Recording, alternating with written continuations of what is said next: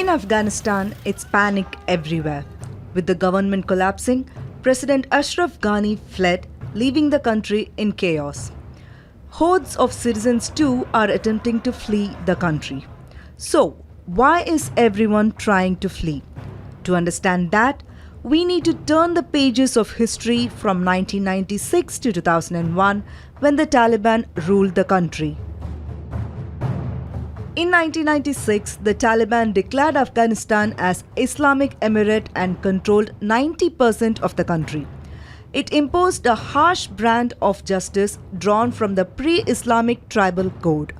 Neglecting social services and other basic state functions, it set up a ministry for the promotion of virtue and enforced prohibitions on behavior it deemed un-Islamic. The Taliban committed several war crimes like extrajudicial killings. It meted out public punishments for people who violated their laws by carrying out torture and other cruel, inhuman and degrading treatment. They also carried out cruel corporal punishments including executions. Victims were denied free and fair public trials for the crimes they were accused of.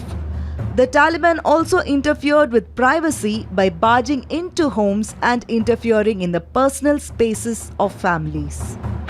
They eliminated anything un-Islamic by destroying the country's centuries-old architectural heritage.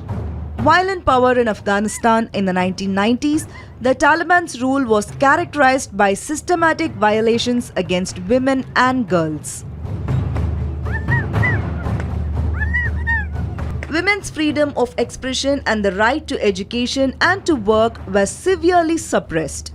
Schools were completely barred for girls and allowed in some cases for those below 12 years of age. Women were forced to be completely covered in burqa and were publicly punished if they revealed even an inch of skin. They were also not allowed to go out in public without the company of a male relative. Taliban soldiers also abducted young women and forced them into sexual slavery.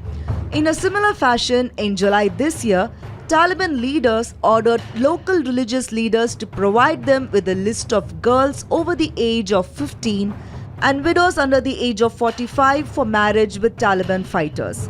On 9th August 2021, UNICEF reported that 27 children had been killed and over 130 injured in indiscriminate attacks by the Taliban.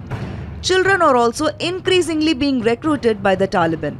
Children have also been left traumatized after they witnessed atrocities committed against their families and others in their communities. A report published by the UNICEF identifies Afghanistan as the worst place to be born in the world.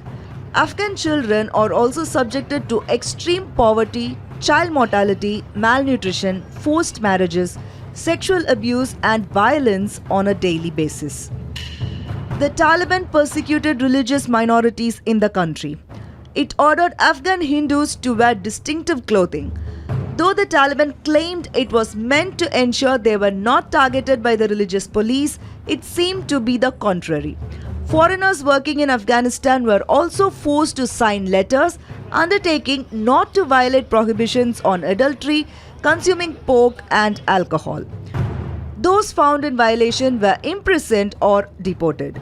It also targeted ethnic minorities like the Aimaks, Hazaras and Uzbeks and deliberately destroyed their homes and confiscated their farmlands.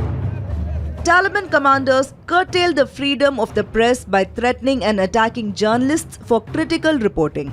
It had even prohibited watching television in some districts, forcing residents to do so in secret.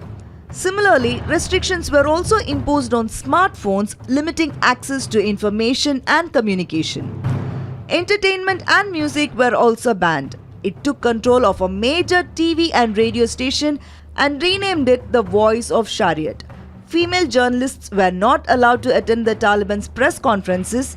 There were also several incidents in which photographers and journalists were beaten and their records destroyed for attempting to interview Afghan women. Given this dark history, it is not surprising that Afghans want to flee from being a part of history repeating itself.